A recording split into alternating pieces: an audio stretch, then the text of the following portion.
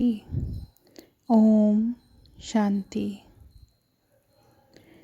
18 जनवरी 1969 को ब्रह्मा बाबा के शरीर छोड़ने के बाद वतन से जो दिव्य संदेश मिले वो गुलजार दादी ने इस प्रकार बताए। फर्स्ट पॉइंट है, आज जब हम वतन में गई तो शिव बाबा बोले, साकार ब्रह्मा की आत्मा में आदि से अंत तक 84 जन्मों के चक्र लगाने के संस्कार हैं। तो आज भी वतन से चक्र लगाने गए थे। जैसे साइंस वाले रॉकेट द्वारा चंद्रमा तक पहुंचे और जितना चंद्रमा के नज़दीक पहुंचते गए उतना ही इस धरती की आकर्षण से दूर होते गए। पृथ्वी की आकर्षण खत्म हो गई। वहां पहुंचने पर बहुत हल्कापन महसूस होता है। जैसे तुम बच्चे जब सूक्ष्म वतन में आते हो तो स्थूल आकर्षण खत्म हो जाता है, तो वहां भी धरती का आकर्षण नहीं रहती है। यह है ध्यान द्वारा और वह है साइंस द्वारा। और भी एक अंतर बाप दादा सुना रहे थे कि वह लोग जब रॉकेट में चलते हैं तो लौटने का कनेक्शन नीचे वालों से होता है, लेकिन यहाँ तो जब चाहे जैसे चाहे अपने हाथ में है। इसके बाद बाबा ने एक दृश्य दिखाया। एक लाइट की बहुत ऊंची पहाड़ी थी। उस पहाड़ी के नीचे शक्ति सेना और पांडव दल था। ऊपर में बाप दादा खड़े थे। इसके बाद बहुत भीड़ हो गई। हम सभी वहाँ खड़े ऐसे लग रहे थे जैसे साकारी नहीं लेकिन मंदिर के साक्षात्कार मूर्त खड़े हैं। सभी ऊपर देखने की कोशिश कर रहे थे लेकिन ऊपर देख नहीं सके, जैसे सभी बहुत तरस रहे थे।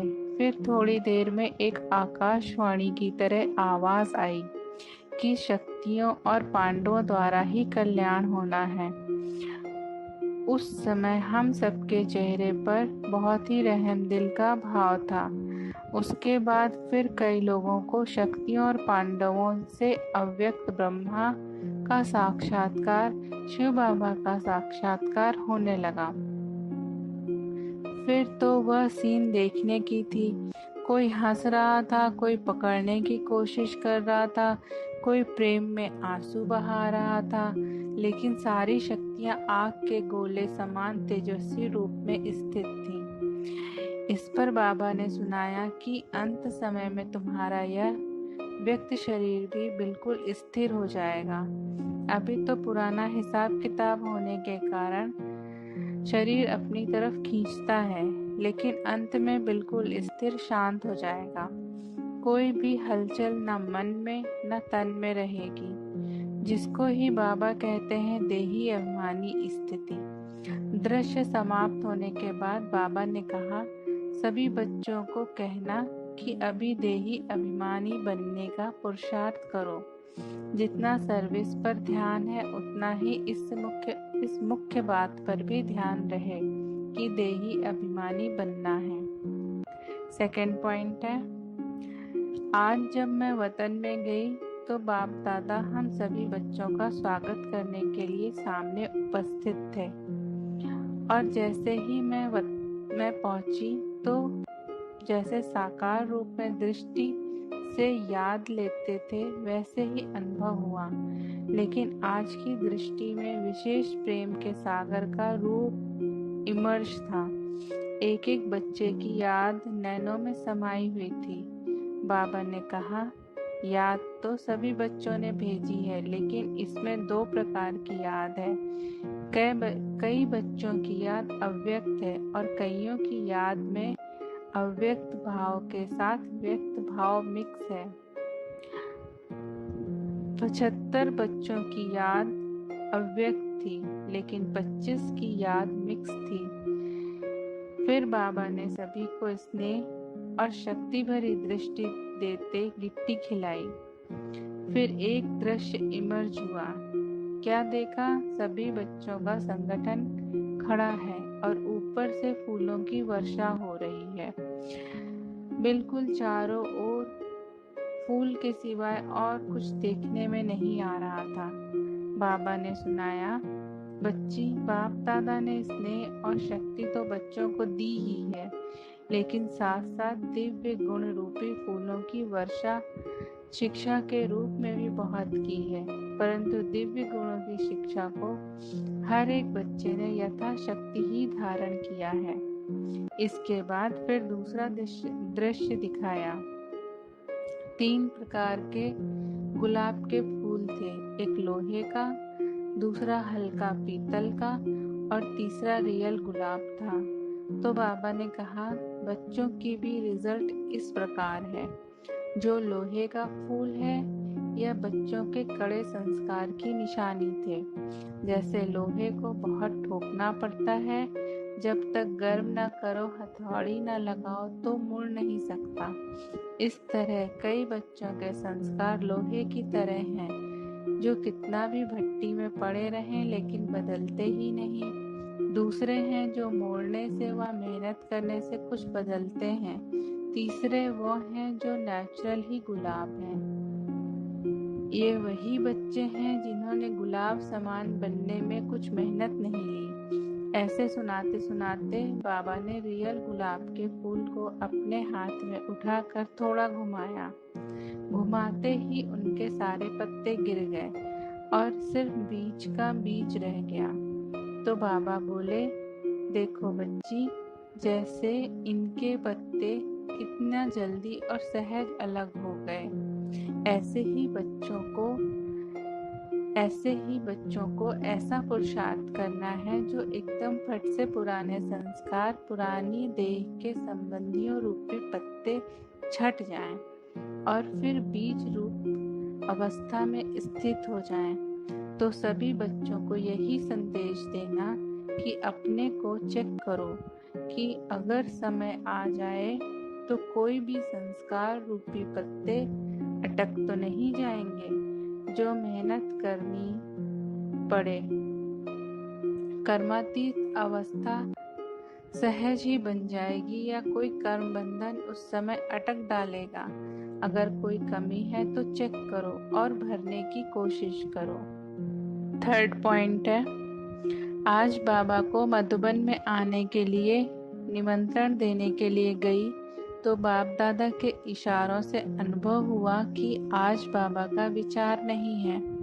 इतने में ही बाबा बोले, अच्छा बच्ची, सभी बच्चों ने बुलाया है तो बाप दादा बच्चों का सेवाधारी है। यह सुनकर संकल्प चला कि बाबा ने अभी अभी ना की और अभी अभी हाँ की क्यों। दिल के संकल्प को जानकर बाबा बोले, यह जानबूझकर कर्म करके बाबा सिखला रहे हैं कि तुम बच्चों को भी 1-2 की राय, 1-2 के विचारों को रिगार्ड देना चाहिए। भल समझो कोई विचार देता है तो तुमको नहीं जचता है तो भी उनके विचार को फौरन ठुकरा नहीं देना चाहिए। पहले तो उनको रिगार्ड दो कि हाँ, क्यों नहीं, बहुत अच्छा, जिससे उनके विचार का फोर्स कम हो जाए। तो फिर आप उन्हें समझाएंगे, वह समझ सकेंगे। अगर सीधा ही उनको कट करेंगे तो दोनों फोर्स टक्कर खाएंगी और रिजल्ट में सफलता नहीं मिलेगी। इसलिए 1-2 के विचार अर्थात राय को पहले रिगार्ड देना आवश्यक है।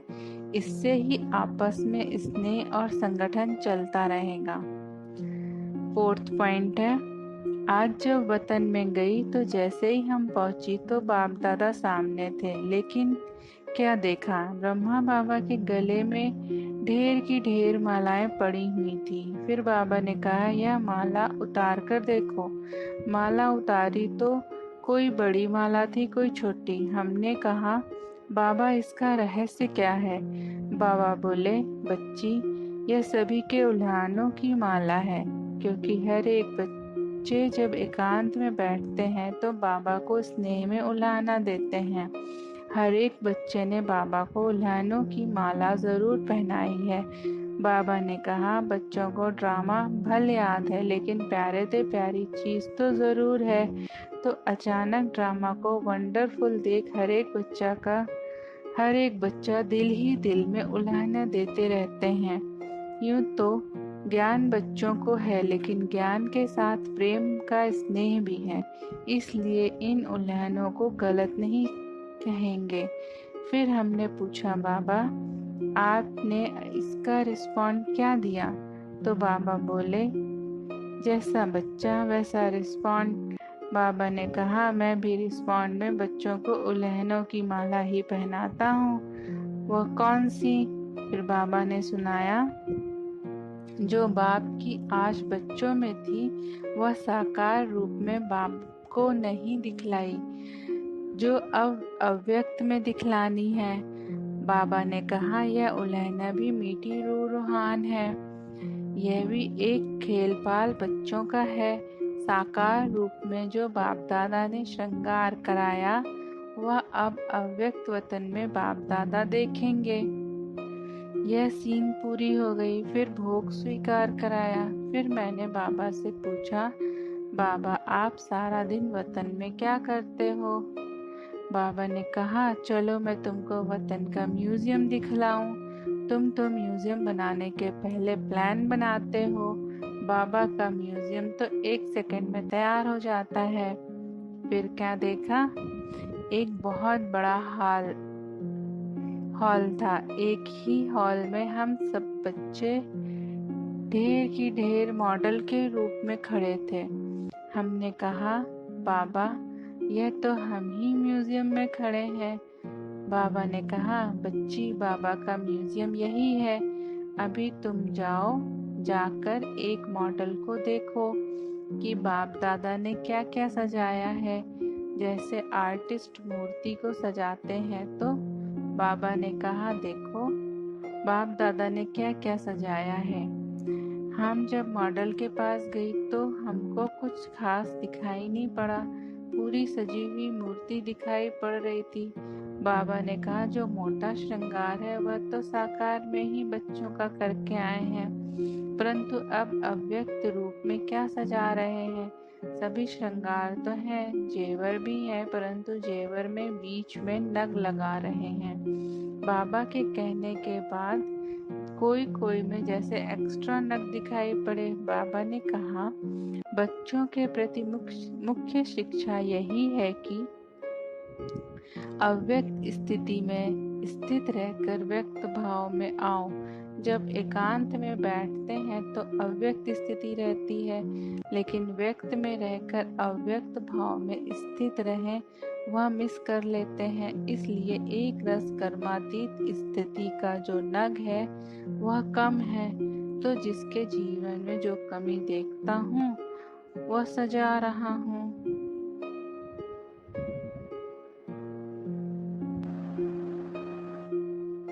जैसे साकार रूप में यह कार्य करता था, वही फिर अव्यक्त रूप में करता हूँ। तो बच्चों से जाकर पूछना कि सारे दिन में जैसे बाप बच्चों को सजाते हैं, ऐसे बच्चों को भासना आती है। उस टाइम जो योग युक्त बच्चे होंगे, उनको भासना आएगी कि बाबा अब मेरे से बात कर रहे हैं, सजा रहे हैं। जैसे मैं अव्यक्त वतन में बच्चों से मिलता बहलता रहता हूँ, अव्यक्त रूप वाले बच्चे यह अनुभव कर सकते हैं। मैं भी खास समय पर खास बच्चों को याद करता हूँ। ऐसी टचिंग बच्चों को होती ही होगी। मैंने कहा, बाबा आप सभी को अव्यक्त वतन में क्यों नहीं बुला लेते? यहाँ ही बड़ा सेंटर खोल दो। अभी तो सभी बच्चे उपराम हो गए हैं। बाबा ने कहा, यह उपराम अवस्था होनी ही चाहिए, हमेशा तैयार रहना चाहिए। यह भी याद की यात्रा को बल मिलता है। यह उपराम अवस्था सहज याद का तरीका है। अब बच्चों को कहना ज़्यादा समय नहीं है, बाबा कभी भी किसको बुला लेंगे। 5th पॉइंट है, आज जब वतन में गई तो जाते ही अनुभव हो रहा था जैसे कि लाइट के बादलों से क्रॉस करके वतन में जा रही हूँ। बादलों की लाइट ऐसे लग रही थी जैसे सूर्यास्त होते समय लाली देखने में आती है।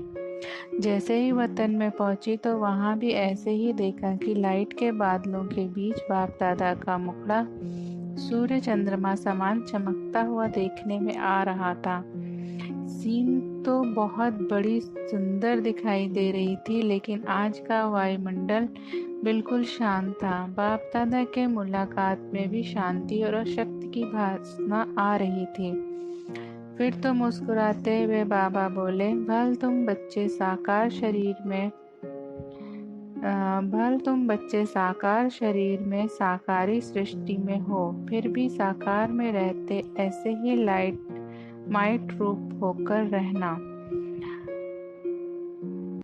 जो कोई भी देखे तो महसूस करे यह कोई फरिश्ते घूम रहे हैं। लेकिन वह अवस्था तब होगी जब एकांत में बैठे अंतर्मुख अवस्था में रह अपनी चेकिंग करेंगे। ऐसी अवस्था से ही आत्माओं को आप बच्चों से साक्षात्कार होगा। आज वतन में एक तरफ तो बिल्कुल शांति थी, दूसरे तरफ फिर प्यार का रूप बहुत था। क्या देखा? बाबा की बाहों में सभी बच्चे समाये हुए थे, साथ साथ प्रेम का सागर तो था ही। बाबा ने कहा, तुम शक्तियों को सर्व आत्माओं को ऐसे ही अब अपने समीप लाना है। आपकी दृष्टि में बाप समान जब प्रेम और शक्ति दोनों ही पावर होंगी तब आत्माएं नजदीक आएंगी। इसके बाद बाबा ने तीसरा दृश्य दिखाया। क्या देखा? बाबा के सामने ढेर कार्ड्स पड़े थे। बाबा ने कहा, इन कार्ड्स को ऐसे सजाओ जिससे कोई सीनरी बन जाए, क्योंकि हर कार्ड पर सीनरी की डिजाइन थी। किसमें चित्र, किसमें शरीर। हम मिलाने लगी तो कभी उल्टा कभी सुल्टा हो जाता था और बाप दादा बहुत हंस रहे थे। उसमें बहुत ही सुंदर सत्युग की सीनरियां थीं। एक कृष्ण बाल रूप में झूले में झूल रहा था, साथ में कांता दासी झुला रही थी। दूसरे में सखियों का खेल था, मतलब तो सतयुग की दिनचर्या थी। फिर बाबा ने विदाई देते समय कहा, बच्ची सबको संदेश देना कि शक्ति स्वरूप भव और प्रेम स्वरूप भव। 6th पॉइंट है, आज जब इस देह और देह के देश से परे अपने को सूक्ष्म वतन जिसको ब्रह्मापुरी कहते हैं वहां गई तो परमात्मा बाप ने एक दृश्य दिखाया। बहुत बड़ी एक भीड़ देखी। फिर देखा जैसे कोई टिकट बांट रहा है और हर एक कोशिश कर रहा है कि हमें भी टिकट मिले। लेकिन थोड़े समय में देखा कि कोई को टिकट मिली और कोई टिकट से वंचित रह गए। लेकिन जिनको टिकट मिली वह दिल ही दिल में हर्षाते रहे और जिन्हें नहीं मिली वह एक दो को देखते रहे। वह टिकट कहाँ की थी, उस पर एक दूसरा दृश्य देखा। एक बड़ा सुंदर दरवाजा था जो अचानक खुला। जिन्हीं के पास टिकट थी वह तो दरवाजे के अंदर चले गए और जिनके पास टिकट नहीं थी वह बड़े ही पश्चाताप से देख रहे थे। उस गेट पर लिखा हुआ था, स्वर्ग का द्वार। बाबा ने रहस्य सुनाया कि परमात्मा बाप सभी बच्चों द्वारा सतयुगी नई सृष्टि स्वर्ग में चलने के लिए टिकट दिला रहे हैं, परंतु कई बच्चे सोच रहे हैं कि अब नहीं, बाद में ले लेंगे। लेकिन ऐसे ना हो कि यह टिकट मिलना बंद हो जाए और स्वर्ग में जाने से वंचित हो जाएं। बाबा ने कहा, कई आत्माएं सुनती हैं, सोचती हैं कि यह कार्य क्या चल रहा है, तो बाप दादा बच्चों प्रति यही शिक्षा दे रहे हैं कि यह जो समय आने वाला है, आप जो अब सोच रहे हो, सोचते सोचते अपने भाग्य को गंवाना देना। यह दृश्य दिखाया। फिर दूसरी सीन देखी कि नदी बह रही थी। उस नदी में दूर दूर से कई लोग आकर स्नान कर रहे थे। कई फिर वहां ही नजदीक थे लेकिन नहा नहीं रहे थे। बल्कि उनसे कई पूछ रहे थे कि नदी कहाँ है, हम जाकर स्नान करें। लेकिन जो नज़दीक रहने वाले थे उनको नदी में स्नान करने का महत्व नहीं था, और जो प्यासे थे उनको भी उस प्यास का मूल्य कम कराते थे। फिर बाबा ने कहा, बच्ची, यह जो ज्ञान गंगा है, गंगा के नजदीक वाले आबू निवासी हैं। दूर दूर से आकर तो इसमें स्नान करते हैं, लेकिन यहाँ वाले इस महत्व को ना जान उनको टालते हैं। तो कहाँ ऐसे ना हो इस भूल में रह जाएं, इसलिए बाप दादा के सब बच्चे हैं, भल आज्ञाकारी बच्चे नहीं हैं, फिर भी बच्चे तो बाबा के प्रिय हैं। तो बच्चों को बाबा शिक्षा देते हैं कि यह अमूल्य समय जो ज्ञान गंगा में नहाने का मिल रहा है वह कभी गंवा न देना। फिर थोड़े समय में देखा कि कईयों ने तो स्नान किया, कईयों ने जल को भर कर रखा, लेकिन कुछ समय के बाद नदी ने रास्ता पलट लिया, और जिन्होंने नहीं नहाया न भर कर रखा वह औरों से एक एक बूंद मांग रहे थे, तड़प रहे थे। तो बाबा ने कहा, यह समय अभी आने वाला है। फिर बाबा ने सभी बच्चों के प्रति एक महामंत्र की सौगात दी। बाबा बोले, एक तो मुझ परमपिता की याद में रहो और अपने जीवन को पवित्र और योगी बनाओ। यही बाप दादा ने स्नेह के रिटर्न में महामंत्र की सौगात सभी प्रति दी। 7th पॉइंट है, आज जब वतन में गई तो जाते ही क्या देखा कि शिव बाबा और अपना ब्रह्मा बाबा दोनों आपस में बैठे थे, और सामने जैसे एक छोटी पहाड़ी बनी हुई थी। वह किसकी थी? क्या देखा कि ढेर के ढेर पत्र थे, इतने पत्र थे जैसे कि पहाड़ियां बन गई थी। जैसे ही हम पहुंची तो ब्रह्मा बाबा ने हमको देखा और कहा कि ईशु कहाँ है, इतने पत्र हो गए हैं। मैंने कहा, बाबा मैं आई हूँ। कहा, ईशु बच्ची को भी साथ लाई हो ना? देखना ईशु बच्ची, मैं 2 मिनट में इतने सारे पत्र पूरा कर देता हूँ। शिव बाबा तो साक्षी होकर मुस्कुरा रहे थे। इतने में देखा कि ईशु बहन भी वहाँ इमर्ज हो गई। ईशु का चेहरा बिल्कुल ही शांत था। बाबा ने कहा, बच्ची क्या सोच रही हो? आज तो पत्र का जवाब देना है। उसी समय जैसे साकार वतन का संस्कार पूर्ण रीति इमर्ज था। मम्मा खड़ी होकर देख रही थी। इतने में ही शिव बाबा ने ब्रह्मा बाबा को कहा, आप कहाँ हो? वतन में बैठे हो? फिर 1 सेकंड में ही रूप बदल गया। बाबा ने कुछ कहा नहीं, एकदम डेड साइलेंस हो गए। इतने में बाबा ने मुझे कहा कि बच्ची यह पत्र खोल कर देखो। मैंने कहा, बाबा पत्र तो ढेर हैं। बाबा ने कहा, बच्ची इसमें तो 1 सेकंड लगेगा, क्योंकि सभी में एक ही बात है। इसके बाद बाबा ने सुनाया, सभी पत्रों में बच्चों के उल्हाने ही हैं। पत्रों में सभी उल्हाने ही थे। अब देखना बाबा बच्चों को रिस्पॉन्ड करते हैं। देखना 1 सेकंड में मैं सभी को जवाब दे देता हूँ। फिर बाबा ने सभी पत्रों का लाल अक्षरों में यहाँ माफिक ही पत्र लिखा। पत्र में क्या था? ब्राह्मण कुलभूषण सुदर्शन चक्रधारी नूरे रत्नों बच्चों प्रति समाचार यह है कि सभी बच्चों के उल्लंघनों के पत्र सूक्ष्म वतन में पाए। रिस्पॉन्ड में बाप दादा बच्चों को कह रहे हैं कि ड्रामा की भावी के बंधन में सर्व आत्माएं बंधी हुई हैं, सभी पार्ट बजा रही हैं। उसी ड्रामा के मीठे मीठे बंधन अनुसार आज अव्यक्त वतन में पार्ट बजा रहा हूँ। सभी बच्चों को दिल व जान सिक व प्रेम से अव्यक्त रूप से याद प्यार बहुत बहुत बहुत स्वीकार हो। जैसे बाप की स्थिति है वैसे बच्चों को स्थिति रखनी है। यह है बाप दादा का पत्र। फिर बाबा को हमने भोग स्वीकार कराया। बाबा बोले, बच्ची आज कुछ नए बच्चे भी आए हैं। पहले मैं उन्हों को खिलाता हूँ।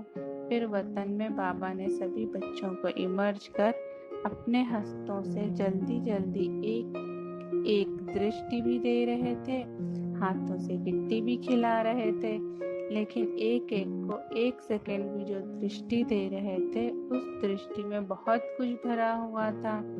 उसके बाद फिर तीसरा दृश्य हमने देखा। बाबा को कहा कि सभी ने एक प्रश्न पूछने के लिए कहा है। बाबा ने कहा जो भी प्रश्न है वह पूछ सकते हो। बाबा तो एक अक्षर में जवाब दे देगा। सभी पूछते हैं कि पिछाड़ी के समय आपने कुछ बोला नहीं। बाहर की सीन तो हम सभी ने सुनी, लेकिन अंदर क्या था वह अनुभव भी सुनना चाहते हैं। बाबा बोले, हाँ बच्ची, क्यों नहीं, अपना अनुभव सुनाएंगे। अच्छा लो सुनो। बच्ची, खेल तो सिर्फ 10-15 मिनट का ही था। उस थोड़े से समय में ही अनेक खेल चले, उसमें भिन्न भिन्न अनुभव हुए। पहला अनुभव तो यह था कि पहले जोर से युद्ध चल रही थी। किसकी? योग बल और कर्म भोग की। कर्म भोग भी फुल फोर्स में अपनी तरफ खींच रहा था और योग बल भी फुल फोर्स में ही था। ऐसे अनुभव हो रहा था कि जो भी शरीर के हिसाब किताब रहे हुए थे वह फट से योग अग्नि में भस्म हो रहे थे। मैं साक्षी हो देख रहा हूँ, जैसे अखाड़े में बैठ मल्लयुद्ध देखते हैं। मतलब तो दोनों का फोर्स पूरा ही था। उसके बाद बाबा बोले कि कुछ समय बाद कर्मभोग दर्द तो बिल्कुल निर्बल हो गया, बिल्कुल दर्द गुम हो गया। ऐसे ही अनुभव हो रहा था कि आखिरी में योग बल ने कर्म भोग पर जीत पा ली। उस समय 3 बातें साथ साथ चल रही थी। वह कौन सी? एक तरफ तो बाबा से बातें कर रहा था कि बाबा आप हमें अपने पास बुला रहे हो। दूसरे तरफ यूं तो कोई खास बच्चों की स्मृति नहीं, लेकिन सभी बच्चों के स्नेह की याद शुद्ध मोह के रूप में थी। बाकी शुद्ध मोह की रग व यह संकल्प की छुट्टी नहीं ली, वह और कोई भी संकल्प नहीं था। तीसरी तरफ यह भी अनुभव हो रहा था कि कैसे शरीर से आत्मा निकल रही है। कर्मातीत न्यारी अवस्था जो बाबा ने पहले मुरली भी चलाई कि कैसे भां होकर सन्नाटा हो जाता है, वैसे ही बिल्कुल डेड साइलेंस का अनुभव हो रहा था और देख रहा था कि कैसे एक एक अंग से आत्मा अपनी शक्ति छोड़ती जा रही है। तो कर्मातीत अवस्था की मृत्यु क्या चीज है, यह अनुभव हो रहा था। यह है मेरा अनुभव। फिर हमने बाबा को कहा कि बाबा, सभी बच्चे कहते हैं अगर हम सभी सामने होते तो बाबा को रोक लेते। तो बाबा ने कहा, बच्ची, रोक लेते तो यह ड्रामा कैसे होता। फिर हमने कहा, बाबा, यह सीन जैसे अब तो आर्टिफिशियल लग रही है, रियल ड्रामा नहीं लगता। बाबा ने कहा कि बच्ची, यह स्नेह की मीठी तार जुटी होने के कारण तुमको अंत तक यह वंडर ही देखने में आएगा। और अब तक भी जो संबंध है भल साकार रथ गया, लेकिन ब्रह्मा के रूप में अव्यक्त पाठ बजा रहे हैं। बाबा ने कहा, मैं भी साकार वतन में चला जाता हूँ। फिर शिव बाबा पूछते हैं, कहाँ बैठे हो? यहाँ बैठे जैसे साकार वतन में यह मकान बन रहा है, वहाँ तक जाता हूँ। मैंने कहा, बाबा, कभी कभी लगता है कि जैसे बाबा चक्र लगा रहे हैं। बाबा ने कहा, मैं चक्कर लगाता हूँ तो वह भासना तो बच्चों को आएगी ही। मतलब रूह रूहान हो रही थी। फिर बाबा ने एक दृश्य दिखाया, जैसे एक चक्र के अंदर बहुत चक्र दिखाई पड़े। चक्र का ढंग ऐसे बनाया था कि उस चक्र से निकलने के 4-5 रास्ते दिखाई पड़े, परंतु निकल ना पाए। सिर्फ ब्रह्मा बाबा का यह दिखाया कि चक्र में चलते चलते पॉइंट 0 पर खड़े हो गए, निकले नहीं। बाबा ने समझाया, यह है ड्रामा का बंधन। ब्रह्मा भी ड्रामा के सर्कल से निकल नहीं सकते, ड्रामा के बंधन से कोई भी निकल नहीं सकते। उस 0 पॉइंट तक पहुंच गए, लेकिन फिर भी ड्रामा का मीठा बंधन है, जिस मीठे बंधन को खेल के रूप में दिखाया। फिर मिश्री बादामी खिलाई, छुट्टी दी, बोला, जाओ बच्ची, टाइम हो गया है। 8 पॉइंट है। आज जब वतन में गई तो कोई भी नजर नहीं आ रहा था। दूर से कोई जैसे आवाज आ रही थी, ऐसे लग रहा था जैसे कोई खास कार्य हो रहा हो। मैं पहले तो कुछ रुकी, लेकिन फिर आगे चलकर क्या देखा, शिव बाबा, ब्रह्मा बाबा, मम्मा और विश्व किशोर चारों ही आपस में बातचीत कर रहे थे और बहुत प्लान उनके आगे रखे हुए थे, जिसमें कुछ निशान आदि दिखाई दे रहे थे, लेकिन समझ में नहीं आया। मम्मा सभी बच्चों का हाल चाल पूछ रही थी। मैंने कहा, मम्मा आपने बाबा को भी बुला लिया? मम्मा बोली, मम्मा भी नहीं चाहती कि बच्चों से माता पिता का सहकारी साथ छूटे, लेकिन ड्रामा। फिर मैंने बाबा से पूछा, बाबा यह प्लान शादी क्या है? बाबा बोले, बच्ची, जैसे मार्शल के पास सारे नक्शे रहते हैं कि कहाँ कहाँ क्या क्या हो रहा है, आगे क्या होना है, वैसे यह भी स्थापना के कार्य की ही बातचीत चल रही थी, जो फिर सुनाएंगे। इसके बाद एक दृश्य दिखाया जिसमें 3 संगठन थे। एक तो देखा लाल लाल चींटियां जो आपस में गेंद के माफिक इकट्ठी हो जा रही थी। दृश्य ऐसा था जो ब्रह्मा बाबा ने शुरू में देखा था। दूसरा संगठन था मूल वतन में आत्माएं क्षमा रूप में थी। तीसरा संगठन हम ब्राह्मणों का था, जो सभी सर्कल के रूप में बैठे थे और बीच में बाप दादा थे। वह ऐसे लग रहा था जैसे फूल के बीच में बूर होता है और चारों ओर पत्ते होते हैं। इसका रहस्य बाबा ने बताया कि बच्ची, जब प्रत्यक्षता शुरू हुई तो संगठन में देखा, अंत में भी आत्माओं को संगठन रूप में ही रहना है, और अब मध्य में भी संगठन है। संगठन की शक्ति है तो कोई भी हिला नहीं सकता। देखो, बाप दादा ने कहाँ कहाँ से चुन चुन कर संगठन बनाया है, तो बच्चे भी जब संगठन में चलेंगे तो माया का वार नहीं होगा। जैसे गुलाब का फूल व कोई भी फूल होता है तो उनको योग्य स्थान पर रखेंगे, और अकेला पत्ता होगा तो हाथ से जल्दी मसल देंगे। तो बच्चों का भी संगठन रूपी गुलदस्ता होगा तो विजय प्राप्त करते रहेंगे, कोई वार नहीं कर सकेगा।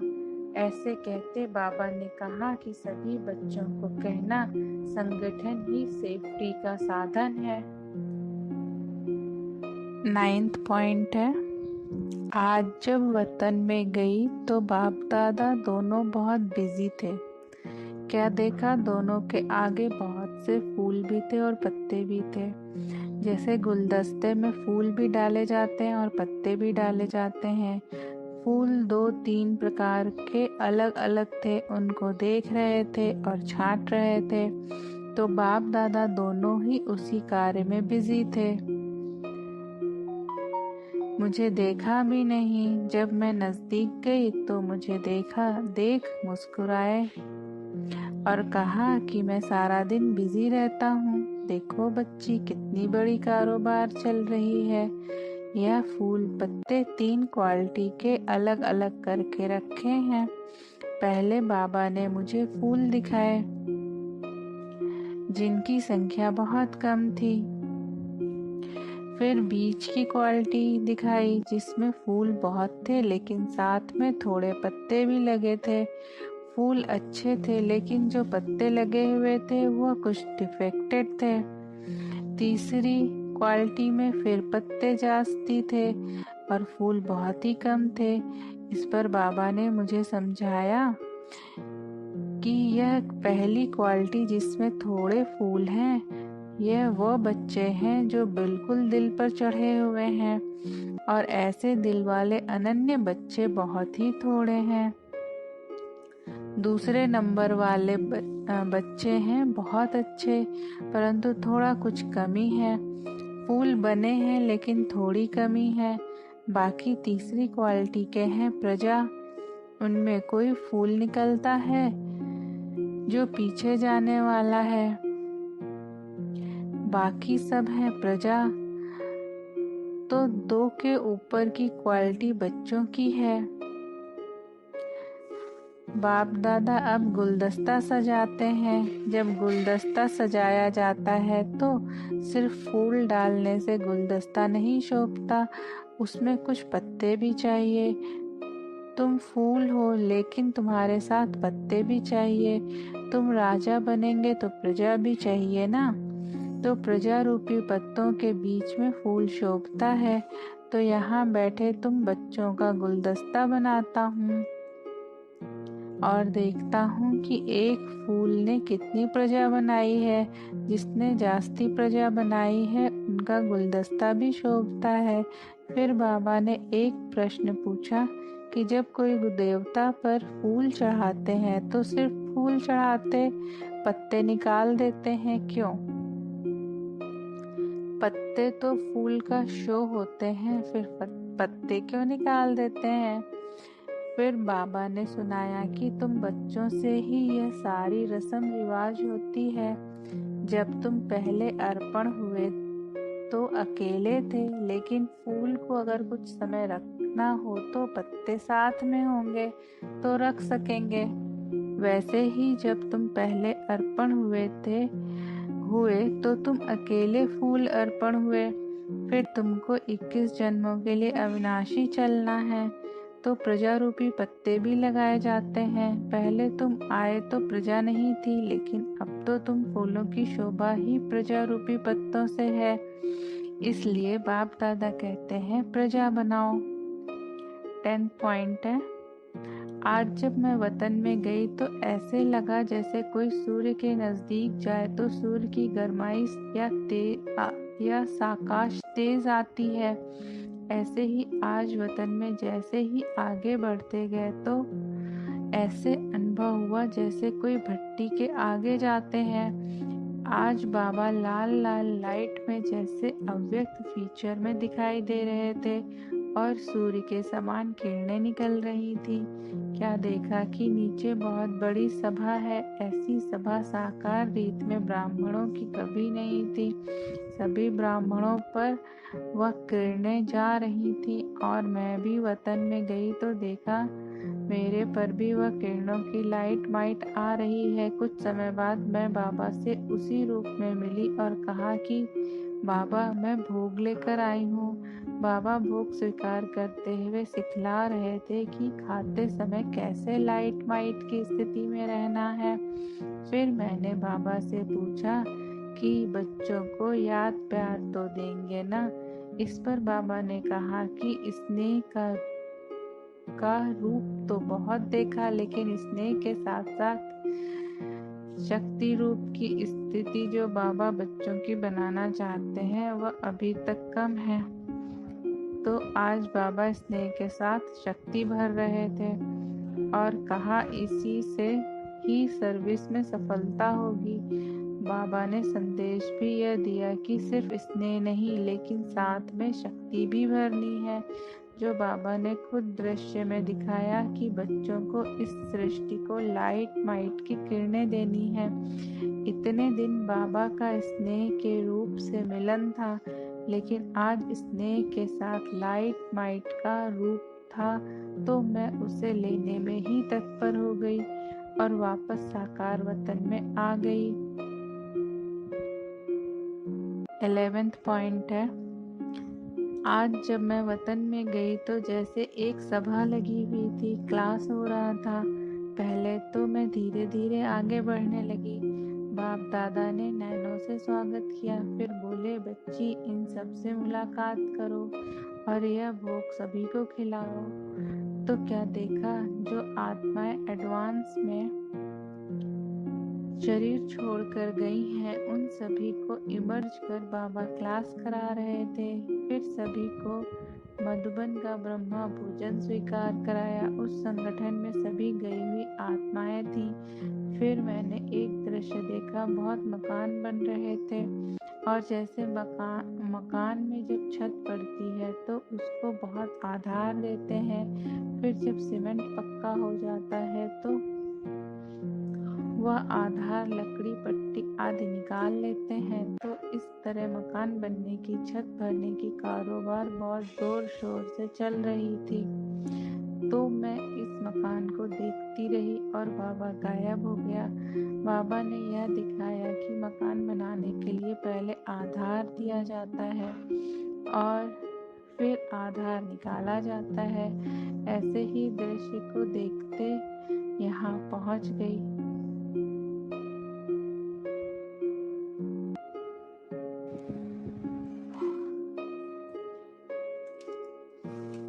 12th पॉइंट है, आज जब मैं वतन में गई तो बाबा दिखाई नहीं दिए। थोड़ी देर के बाद बाबा को देखा तो मैंने पूछा, आप कहाँ गए थे? बाबा बोले, आज गुरुवार का दिन है तो सभी बच्चों के पास चक्र लगाने गए थे।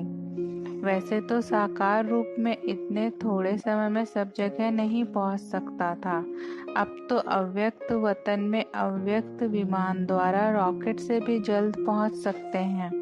हमने कहा, बाबा आपने चक्र लगाया तो उसमें आपने क्या देखा? बाबा ने कहा, मेजॉरिटी बच्चे अभी तक स्नेह में अच्छे चल रहे हैं और बहुत ऐसे भी हैं जिन्हों के अंदर कुछ संकल्प भी हैं कि ना मालूम अब क्या होगा, परंतु संगठन के सहारे अब तक ठीक है। बाबा ने कहा कि स्नेह के आधार पर जो बच्चे अभी तक ठहरे हुए हैं, तो अब स्नेह के साथ ज्ञान का फाउंडेशन जरा भी ढीला हुआ तो बच्चों पर वायुमंडल का असर बहुत सहज हो सकता है। इसलिए हर एक बच्चे को अपनी चेकिंग करनी है। फिर भी व्यक्त देह में हो तो स्नेह में पहले फोर्स अच्छा रहता है, लेकिन इस स्नेह पर फिर जैसे जैसे दिन पड़ते जाएंगे तो वायुमंडल का असर जल्दी पड़ सकता है। स्नेह में भल कहते हैं कि शिव बाबा कल्याणकारी है या बाबा ने जो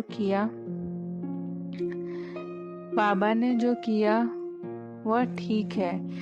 स्नेह के वश संकल्प बंद किया है। स्नेह की रिजल्ट मेजॉरिटी की अधिक है। वायुमंडल का असर हमारे पर ना हो और हमारा असर वायुमंडल पर हो, तब कायदे मुजीब चल सकते हैं। हमने कहा कि बाबा हमारे पास तो ज्ञान की ही बातें चलती हैं। तब बाबा ने कहा, बच्ची ज्ञान के फाउंडेशन से अपने को संतुष्ट रखें, ऐसे बच्चे थोड़े हैं। तो आज बाबा ने यह रिजल्ट बताई और कहा कि सभी को जाकर सुनाना कि वायुमंडल को हमें चेंज करना है, ना कि वायुमंडल हमें चेंज करे।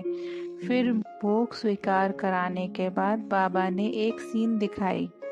एक बहुत बड़ा हॉल था। उस हॉल में चारों ओर से बहुत बदबू आ रही थी। उस कमरे में 2-3 बहुत अच्छी खुशबूदार अगरबत्ती जल रही थी। धीरे धीरे अगरबत्ती की खुशबू ने बदबू को दबा दिया। बाबा ने सुनाया, देखो बच्ची, चारों तरफ बदबू का वायुमंडल था, लेकिन इतनी सी अगरबत्ती ने वायुमंडल को बदल दिया। तो तुम बच्चों पर जब देखोगी वायुमंडल का असर होता है तो अगरबत्ती का मिसाल सामने रखो कि हम सर्वशक्तिमान बाप के बच्चे हैं। अगर वायुमंडल का असर हमारे पर आए तो इससे तो अगरबत्ती अच्छी है। जब तुम बच्चे पावरफुल खुशबूदार बनेंगे तब यह वायुमंडल दब जाएगा। बाबा ने कहा, अब हर एक बच्चे को शिक्षा तो मिली है। शिक्षा भी सभी बड़े मीठे रूप से सुनते हैं, लेकिन जैसे मीठे रूप से सुनते हो उसी मीठे रूप से धारण भी करना है।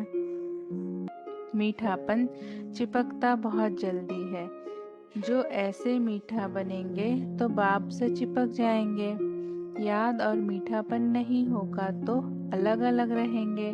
जैसे नमकीन चीज आपस में कभी नहीं मिलती, तो जो ऐसे होंगे उनकी अवस्था योग युक्त नहीं रहेंगी। अब जैसे बच्चों ने सुना वैसे ही धारण करेंगे तो बहुत बल मिलेगा।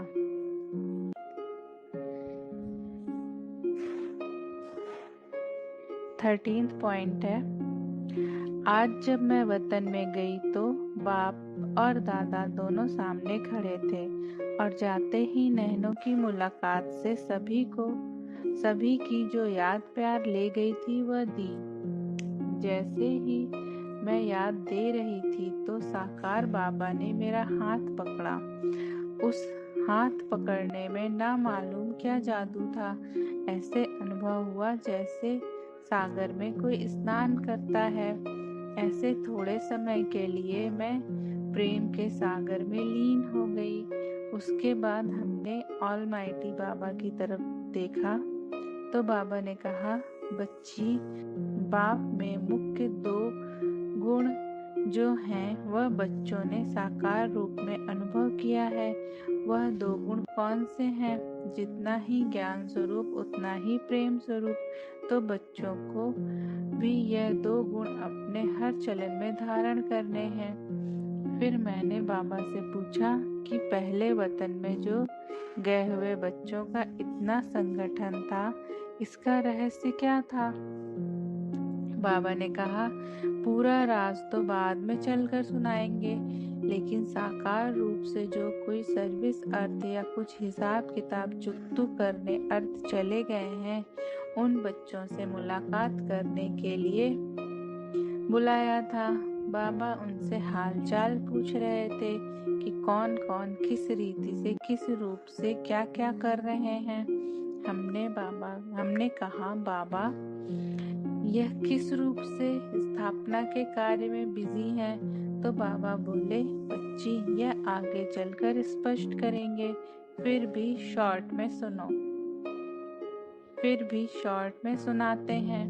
बाबा ने कहा, बच्ची, जब लड़ाई होती है तो किसी भी लश्कर को जब जीतना होता है तो सिर्फ एक तरफ से नहीं, चारों तरफ से लश्कर भेजकर पूरा घेराव डाल देते हैं। इस संगठन से यह मालूम हुआ कि जो भी बच्चे गए हैं वह चारों ओर फैल गए हैं। अभी चारों तरफ स्थापना की नींव पड़ गई है, बाकी अब ऑर्डर देने की जरूरत है। फिर बाबा ने 4 स्टेजेस की एक सीढ़ी दिखाई। पहली स्टेज दिखाई ज्ञान सुनना, सोचना, समझना और निश्चय करना। कोई सोच करता है, कोई मंथन करता है। दूसरी स्टेज बताई कि अंत समय कैसे विनाश हो रहा है, कहाँ बाढ़ से डूब रहे हैं, कहाँ क्या हो रहा है, लेकिन शक्ति दल और पांडव बिल्कुल अडोल खड़े थे। तीसरी स्टेज दिखाई कि आत्माएं जैसे निकलकर परम धाम में गुब्बारे माफिक जा रही हैं। फिर परम धाम की सीन भी बाबा ने दिखाई। चौथी सीन स्वर्ग की दिखाई। स्वर्ग में आत्माएं कैसे छोटे छोटे बच्चों में प्रवेश हो रही हैं। तो यह सभी स्टेजेस सीढ़ी के चित्र के रूप में दिखाई। यह सीढ़ी दिखाने का रहस्य बताते हुए बाबा ने कहा, बच्चों की बुद्धि में यह घूमता रहे कि अब हमारी क्या स्टेज है। जो अंतिम स्टेज धारण करनी है वह लक्ष्य पहले से ही बुद्धि में रखेंगे तो पुरुषार्थ तेज चलेगा। विनाश के समय की जो सीन दिखाई उसमें आप बच्चों की अडोल अवस्था रहे। फिर बाबा ने हमें ढेर हीरे हाथ में दिए और कहा, इन हीरों का टीका सभी बच्चों को लगाना। यह हीरे क्यों दे रहा हूँ? क्योंकि हीरे मिसल आत्मा मस्तक में रहती है, तो हर एक आत्मा सच्चा हीरा बन चमकती रहे। अच्छा, ओम शांति।